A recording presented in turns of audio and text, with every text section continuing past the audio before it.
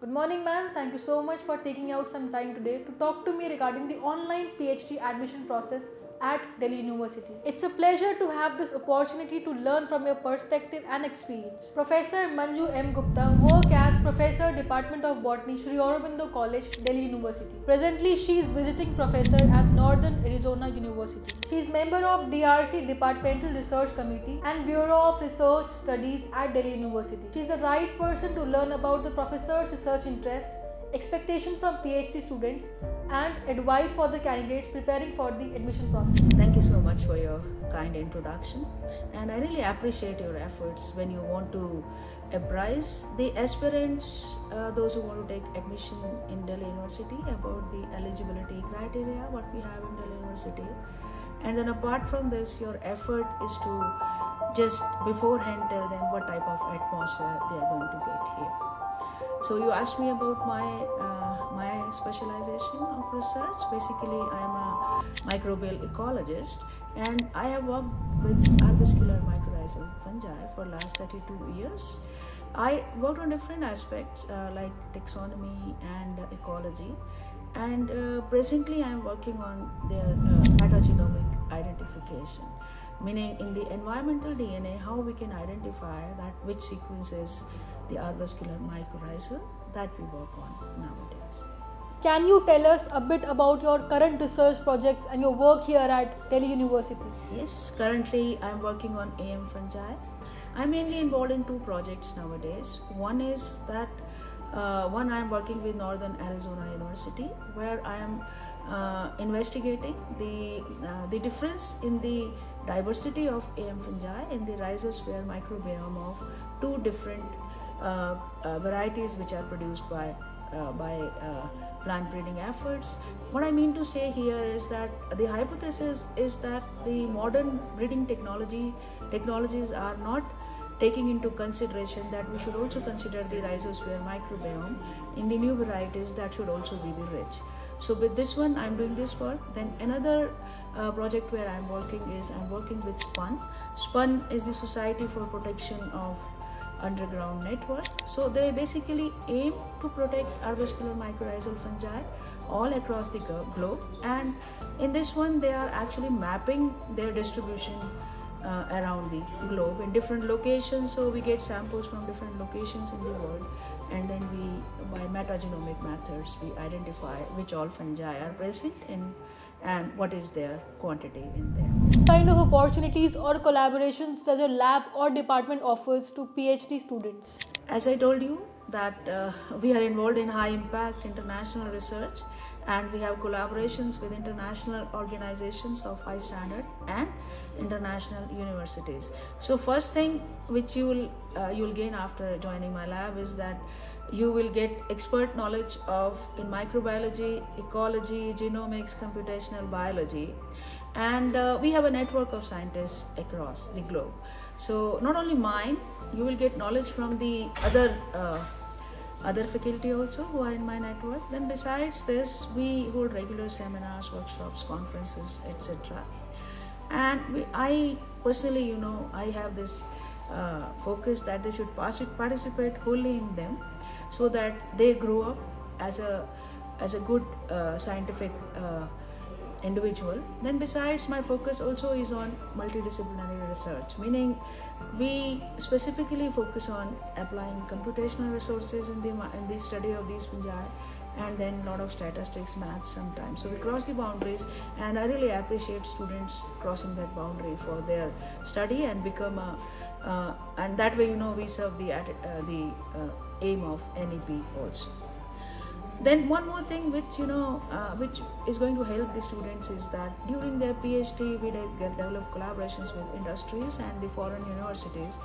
That way the students have their first-hand knowledge that how they are going to go further. If they are going to go further for postdoc research, then you already have a contact, and if they want to start a startup with some industry, then that way also they have a good background and an experience to work in that. How do you visualize the role of a PhD student in your team? Are there any specific skills or qualities you value the most? I told you already, I really appreciate those students who are eager to push the boundaries and collaborate openly. So those students who have this quality, they come from biology background in our laboratories, but if they have some computational background, I really appreciate that, because if they are friendly with Unix commands and Unix operating system, then I don't have to train them from the very beginning. So those who believe in multidisciplinary research and those who believe in crossing the boundaries, they are most welcome here. What is the eligibility criteria for admission in PhD in Delhi University? To be eligible for a PhD in Delhi University, the candidate must have a master's degree and at least 55% marks in the masters. And if you are coming after 4 years of undergraduation, then you must have a CGPA of 7.5 as per UGC norms. And besides, you must have qualified the GATE or NET exam. This is the basic prescribed qualification which you must have, or you are eligible to apply. There are lots of in addition things to this, but this qualification you must have to become eligible to apply in PhD. What is the selection process for PhD applicants at Delhi University? Are there any specific stages or key evaluation criteria? The additional qualifications, or I just give you a brief behind the screen what is happening in the admission process in Delhi University, is your minimum qualification. If you have met those qualifications, then we have application reviews and we shortlist and screen those applications. I said we check whether you fall in the minimum, you have qualified the minimum eligibility. And even after you have qualified, there is a lot of focus on your personal statement and your research proposal, meaning what type of proposal you have submitted. And another point here is that does that proposal is sudden change in your field of specialization, or you've been gradually working, meaning you have developed this proposal which matches to another unsaid thing which is not written anywhere. The other thing which is observed and seen very often is that your proposal must be within the subject boundaries and expertise of our departments, meaning if you suddenly come with a proposal where nobody is working on that, it is very less likely that your proposal will be shortlisted for interview. So these are the two things. So first process is based on your experiences. We shortlist the candidates for interview, and after the candidates are shortlisted for interview, they are invited for the interview for personal interaction with the selection committee. What advice would you like to give for the candidates preparing for the interview as a member of Board of Research Studies and Departmental Research Committee, Delhi University? To prepare for the interview, I would say the first question, normally it is asked why you want to do a PhD, and that too from DU.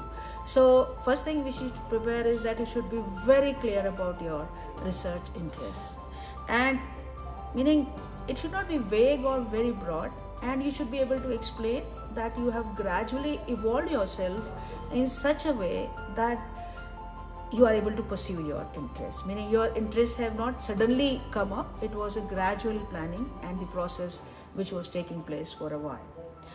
Then this is a very important thing, that you have actually shaped your research this way. And then second thing in the interview, if you show your knowledge, meaning you have decided, you have specified your field of research, and then when in the interview if you are asked to cite some latest references or the knowledge gap, you must be prepared for those references, meaning you should try to show your knowledge that you have studied, you've been keen on working in this aspect for many years, and you have meaning what are the latest research going on, what are the debates going on around in that topic, and what are some of the gap areas, or maybe the references, important references you must know about that. Then I told you already, another important thing is that your research proposal or your interview should be tailored in such a way that it is linked to a mentor in Delhi University, meaning your research should be linked to a mentor, and it is very likely that when you write the mentor's name or which lab you want to work, that person is taking your interview. So while preparing, meaning that person is more interested in talking to you. So if you are giving interview and you are on a particular aspect, it's a good idea to know that professor's profile beforehand and what is going on in their lab, and at least study their publications. Besides this, knowing what facilities does his lab has and what all good can be done about that will help you, I am telling you. From your experience, what distinguishes a successful PhD applicant from others? The main thing I would say, many things I observed the candidates which are not selected is that they are very vague, meaning they don't have clearly defined research interests, or hypothesis also is very vague. And the very common thing which I see is that a lot of typos and not properly designed proposal is the first reason. Then second thing is, I told you already, if it is not aligning to anyone in the university, professors to their labs, it is very less likely that anybody is ready to pick them for their research. Then another thing, which is usually asked is your problem solving abilities, meaning we check you for your critical thinking and problem solving ability by citing several situations in between. And same way, the personality also, we try to impose different situations, because doing PhD is not an easy job, meaning we just try to check how much patience or how much learning curiosity you have. Those type of questions also, those students who are vague, because they have actually not thought of in details that we are actually going to be selected, so they lack at those questions, like why you don't want to do PhD, what will you do it, how will you do it. So those type of questions, they bother them, they are not able to answer.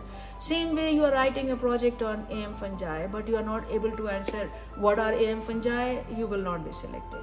So from your research, you should know the questions. And another thing which I could say is the strong communication skills. Many students, they are not able to say anything in the interview and not speak out well. The language problem does not bother. Speaking in Hindi does not bother, but you should be able to convey what you are trying to say. So with these few things, I hope your interview will be better. And if you prepare earlier, beforehand the interview, I think you will be among the selected candidates. What expectations do you have from the students when they join the program? When they come to our lab in the first year, I would ask them to, in the first year, to do their coursework well, qualify for pre-PhD examination or interview, and then do the thorough literature research, literature survey of the topic which you have selected. Besides, communicating with your lab mates and knowing what they all are doing is really going to help him.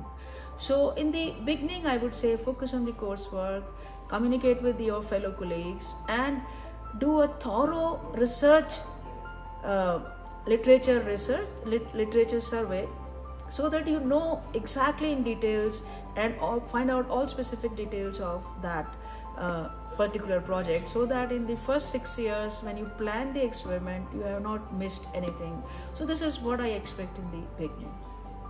How do you support PhD students in their academic journey, including publications, conference presentations, and postdoctoral opportunities? Like, I can just mentor them. The work they have to do it, and whatever I can do, I try to tell them at every step, because the first thing here is, in the interactions, they must be very clear whether they want to go for academic jobs, or they want to go for a postdoctoral research, or they want to start a startup with some company. So these things, once they are clear, I try to ask them to articulate these questions in their mind, so that they are clear about their objectives, what they want to do. And I try to help them everywhere, meaning encourage them to participate in the conferences so they grow up, ask them to give presentations, and then I also support their postdoctoral application. Again, usually the students go to our network where we have, because those labs in the foreign university, they know that the products which are coming out from our labs have been trained in these things, and they would have these type of experiences.